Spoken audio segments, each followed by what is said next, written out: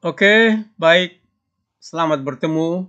Salam sehat, salam sukses buat semua.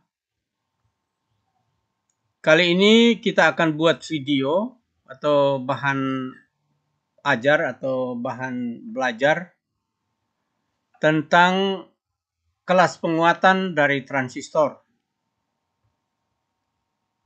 Kelas penguatan dari transistor ini kita pelajarinya dalam rangka merencanakan rangkaian-rangkaian penguat untuk rangkaian-rangkaian analog. Untuk kelas penguatan dengan menggunakan transistor bipolar, kita kenal ada kelas A, kemudian ada kelas B, di antara kelas A dan B ada kelas AB, kemudian ada kelas C, dan masih ada kelas-kelas yang lain, kelas D sampai dengan T misalnya, yang biasa digunakan untuk sinyal-sinyal digital. Kita lihat pada slide kita ini ada kelas penguat atau penguat kelas A. Kemudian rangkaiannya seperti ini, rangkaian dasarnya. Ya. Ada sebuah transistor dengan VCC-nya positif. Berarti transistor ini adalah NPN. Ya, sebagai pengetahuan, kalau NPN VCC-nya adalah positif. Kalau PNP transistor VCC-nya adalah negatif. Jadi dari VCC-nya saja kita sudah tahu tipe atau jenis transistornya adalah jenis NPN kalau ini. Ya. NPN. Kemudian rangkaian dasarnya ada RB-nya ada 2. Ya, yaitu R1 dan R2. Kemudian ada RE yang menghubungkan antara emitor dengan ground atau dengan 0.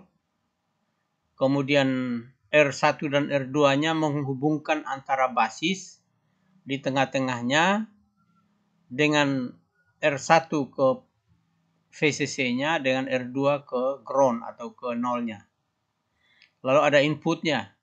Ya, input ini berupa sinus atau sinyal audio. Biasanya dihubungkan dengan C supaya mengantisipasi masuknya komponen DC dari input ke basis. Karena ketika ada komponen DC masuk ke basis, dia akan menimbulkan noise. Inputnya diambil dari basis, antara basis dengan ground atau basis dengan emitor, ya, kalau tidak ada R-nya. Kemudian outputnya diambil dari kolektor dengan emitornya, ya, itu output. Kemudian R atau tahanan pada kolektornya ada disebut RL, kadang disebut RC. Nah, nilai tahanan ini dalam perencanaan rangkaian kita akan bahas bersama bagaimana menentukan R1, R2, RL atau RC dan RE. Untuk C pada RE-nya ini juga sebagai bypass saja untuk membuang tegangan noise pada emitornya ke ground sehingga dipasangkan C bypass. Nah, untuk transistor ini, kelas penguat kelas A ini memiliki titik kerja seperti ini. Ya, ada titik kerja dari fungsi dari IC fungsi VCE, ya, IC fungsi VCE, di mana dalam databook itu IC itu, ya, ini adalah IC maksimum, ya, dalam databook ada tertulis itu, tercantum. Jadi tinggal kita cari saja IC maksimumnya berapa. Karena maksimum itulah yang menentukan titik saturasi transistor. Titik saturasi ini adalah arus maksimum, tapi tegangan VCE-nya mendekati 0. Jadi nilai IC maksimum ini sama dengan VCC dibagi dengan RC atau RL kalau di rangkaian ini. Ya. IC dibagi dengan RC. Nah, IC-nya kita sudah tahu, VCC-nya juga ada di databook, sehingga RC-nya bisa kita hitung, yaitu dasar perhitungan untuk membuat rangkaian ini. Tapi nanti membuat rangkaiannya pada kesempatan yang lain atau pada video yang lain. Nah, kalau ini titik saturasi atau titik jenuh dari sebuah transistor pada IC maksimumnya dengan VCE-nya mendekati 0, maka antara titik ini dengan titik cut off-nya itu disebut wilayah kerja. Ya, wilayah kerja dari transistor. Ya, kemudian pada titik terakhir ini pada VCE maksimum, ya, VCE maksimumnya yaitu sama dengan VE,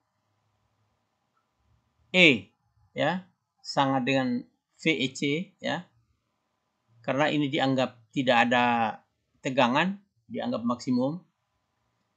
Nah, pada titik inilah yang disebut titik cut off, titik cut off maksud saya. Jadi titik cut off ini IC-nya 0, ya, tapi VCE-nya maksimum. Itu ada di databook. Di databook ada, sudah diukur itu, sudah ditentukan dalam setiap databook dari setiap transistor apa saja.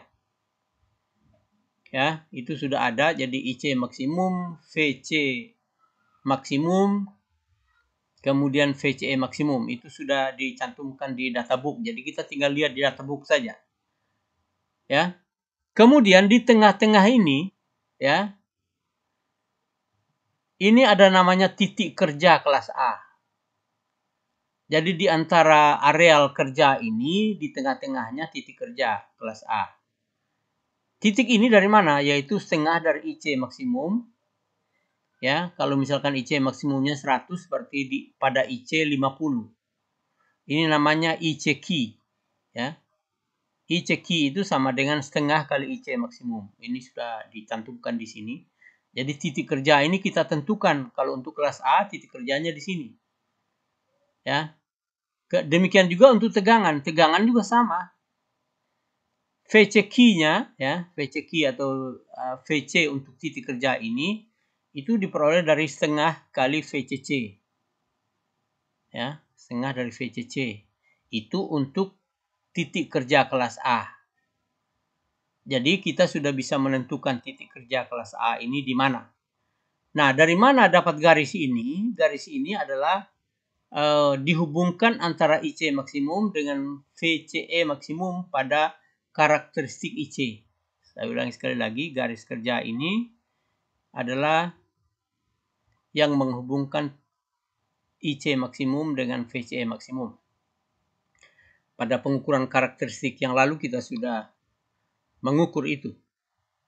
Nah, ini kelas A-nya di tengah-tengah.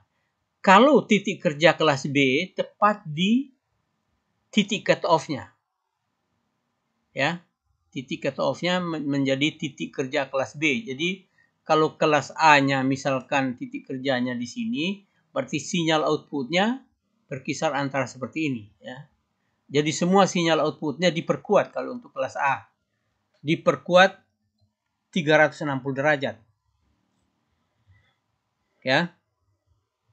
Nah, kalau kelas B di sini, kalau kelas AB titik kerjanya antara A dan B. Itu kelas AB. Nah, bisa kita tentukan misalkan dari sini berarti 3/4 ya dari VCE maksimumnya dan 1/4 dari IC maksimum. Titik kerja untuk kelas AB-nya di sini. Kemudian kelas B-nya pada IC maksimum, VCE maksimum, tapi IC-nya mendekati 0. Itu untuk kelas B. Kalau untuk kelas C, titik kerjanya di bawah cut off. Jadi kalau garis kerja, beban kerja ini, garis kerja ini diperpanjang, misalnya, diperpanjang ke sini, maka titik kerja kelas C itu ada di sini. sehingga hanya sedikit atau berapa derajat saja dari sinyal outputnya diperkuat, sinyal inputnya diperkuat, hanya berapa derajat. Nah, ini untuk menjelaskan lebih detail, ini untuk kelas A-nya. Dengan ada keuntungan-keuntungan yang ada di kelas A itu, ya, perencanaannya seperti ini. Misalkan untuk kelas A VCC-nya 12 volt, kemudian HEV-nya atau HEV ini adalah faktor penguatan arus dari transistor, yaitu penguatan arusnya adalah IC. Kalau seperti ini tadi common emitter, berarti arus output dibagi dengan arus basis, didapatlah HFE. Jadi HFE ini kita hitung tapi sudah ada di databook. Kemudian RC-nya sekian, RE-nya sekian misalnya. Antara RC dan RE juga itu ada perbandingannya. Kalau RC-nya 10, bisa 10 kali RE menjadi RC. Itu sudah ada dalam perhitungan-perhitungan praktis. Kemudian, dan seterusnya masih ada ke bawah. Lalu ciri khas, ya, ini titik kerja kelas A. Jadi misalkan inputnya kita gambarkan di bawah, ini hanya digambarkan saja, outputnya diperkuatkan utuh. Itu untuk kelas A, ya, diperkuatkan utuh. Kenapa? Karena titik point atau operating point atau titik kerja dari penguat kelas A itu ada di tengah-tengah garis beban atau garis kerja. Kemudian ciri-ciri kelas A itu ada beberapa hal yang penting di sini. Dapat memperkuat sinyal dari arus kolektor itu 360 derajat dengan kualitas penguatan baik. Kemudian arus minimum tidak sampai pada titik mati cut off. Jadi arus minimumnya tidak sempat sampai di titik cut off. Jadi artinya ada nilai. Kemudian penggunaan arus kolektornya sangat boros. Ingat ini boros. Kalau di sini baik tapi di nomor 3-nya boros. Bila tidak ada sinyal input masuk, arus kolektor tetap mengalir sebesar IC yang disebutkan dengan arus bias atau arus bocor tadi. Ya, ini beberapa catatan. Titik kerja di tengah-tengah sudah tadi. Kurang efisiensi atau kurang efisien dalam penggunaan daya. Daya inputnya besar, ya. Yang harusnya daya input itu tidak boleh besar. Daya input atau PC-nya sekitar rumusnya kira-kira VC dikali dengan IC. Ya. Kemudian efisiensinya hanya sekitar 25 sampai dengan 50%, jadi kurang efisien. Kelas A berfungsi untuk penguatan awal atau preamp. Jadi kelas A itu ini ciri-ciri. Ciri-ciri dari kelas A. Selanjutnya kita langsung ke kelas B. Kelas B itu rangkaiannya misalnya seperti ini, ya. Ya, seperti ini. Titik kerjanya kita sudah katakan tadi bahwa titik kerjanya ada di titik cut off. Di sini. Jadi dia hanya memperkuat sinyal, hanya mengeluarkan outputnya hanya 180 derajat saja. 180-nya tidak dikeluarkan ke output. Jadi kalau inputnya seperti ini, outputnya hanya sebesar ini. Itu untuk kelas B. Ada ciri-cirinya kelas B. Hanya memperkuat arus, memperkuat sinyal AC 180 derajat. Seperti tadi saya sudah katakan. Kualitasnya juga kurang baik. Bekerja tepat pada titik cut off. Sudah juga saya singgung. Pada waktu tidak ada sinyal input, tidak ada arus yang mengalir di kolektor. Sehingga pemakaian arusnya sangat minim atau hemat. Efisiensinya kurang lebih 75%. Ini masih lebih tinggi dari kelas A. Sinyal input 1 gelombang. Sedangkan outputnya hanya setengah gelombang. Ini untuk kelas B. Selanjutnya kita lihat kelas AB. Kelas AB titik kerjanya itu antara, ya, kelas AB, ya, kelas AB. Kalau kelas B-nya di bawah sini, maka kelas AB-nya agak di atas sedikit. Bisa juga di sini, ya. Jadi dia perkuat sinyal 180 derajat lebih. Ada lebihnya karena negatifnya juga diperkuat. Ya. Kemudian sifat atau ciri-cirinya, langsung saja. Ya, rangkaian dasarnya seperti ini kira-kira. Ya, rangkaian dasarnya seperti ini. Jadi kolektornya langsung ke VCC, kemudian emitornya langsung ke ground, kemudian pada inputnya ada tahanan 2, kemudian antara transistor yang satu dengan yang lain ada dioda. Ya, ada dioda. Jadi antara tegangan di sini itu, tegangan antara basisnya ini adalah 2 kali tegangan kerja dioda. Tegangan kerja dioda itu sekitar 0,6 sampai 0,7, berarti sekitar 1, sekian volt untuk antara basisnya. Kira-kira seperti itu dalam perhitungan logisnya. Lalu ciri-ciri atau sifat penguat kelas AB ini memperkuat sinyal AC lebih besar dari 180 derajat seperti ini tadi saya katakan. Kualitas penguatannya di atas kelas B, lebih baik dari kelas B. Titik kerjanya di antara kelas A dan B. Efisiensi daya lebih baik di atas kelas A. Sinyal input 1 gelombang, outputnya lebih besar dari setengah gelombang. Sudah terdapat arus transistor yang mengalir, efisiensinya 50-75%. Rangkaian ini biasanya digunakan untuk penguat kelas akhir, ya. Jadi pada penguat kelas akhir amplifier atau penguat audio kelas akhir itu biasanya menggunakan kelas AB ini. Selanjutnya kita lihat kelas C. Kelas C itu titik kerjanya di bawah titik cut off. Kalau titik cut off-nya di sini atau titik mati transistor itu di sini, maka titik kerja kelas C itu di sini. Jadi sinyal yang diperkuat itu hanya sedikit kurang dari 180 derajat.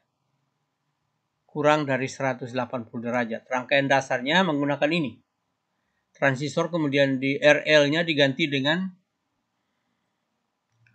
paralel antara C dan L sehingga menimbulkan frekuensi di sini. Biasanya digunakan untuk pemancar. Biasanya digunakan pada pemancar sehingga kelas C ini biasanya penguatannya jauh lebih efektif daripada kelas-kelas yang lain. Kita lihat di ciri-cirinya. Pertama, memperkuat sinyal AC kurang dari 180 derajat. 2. Efisiensi daya paling tinggi, lebih baik dari kelas B, bahkan mendekati 100%. Luar biasa, ini 100% efisiensinya. Titik kerjanya di bawah titik cut off, kita sudah lihat sinyal input 1 gelombang, outputnya kurang dari setengah gelombang. Penguat kelas C banyak sekali digunakan pada rangkaian pemancar. Nah, ini sebab pada rangkaian pemancar sangat mengutamakan efisiensi frekuensinya. Akibatnya, sinyal yang dikuatkan hanya puncak saja, maka adanya harmonisasi dapat mengurangi, bahkan menghilangkan noise atau gangguan. Inilah kelas A, kelas B, kelas AB, kelas C yang kita kenal pada rangkaian penguat sinyal audio atau sinyal analog. Saya kira ini yang berhubungan dengan rangkaian atau kelas penguatan. Nanti untuk perencanaan setiap rangkaian kita akan bahas pada video yang lain atau pada video berikutnya. Saya kira ini yang dapat saya sampaikan, ya.